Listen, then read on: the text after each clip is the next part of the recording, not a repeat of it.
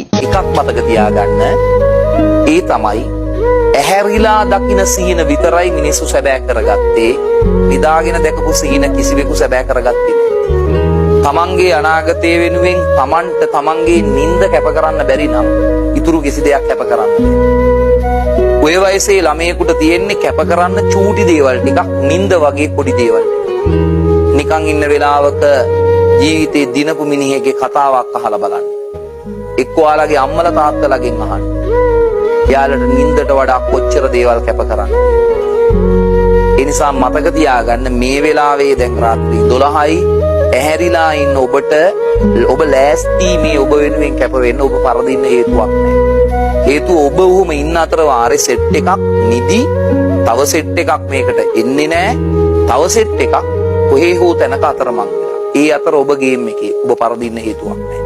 ඔබ දිනනවා. ඔබ වෙනුවෙන් ඔය කැපවීම කරලා පරදින්න කිසිම හේතුවක් නැහැ. ඒක වෙන්න බෑ. යන්නේ හරි පාරේ නම් පාර දිගේ යන්නත් ලෑස්ති නම් යන කෙනා පරදින්න කිසිම හේතුවක් නැහැ.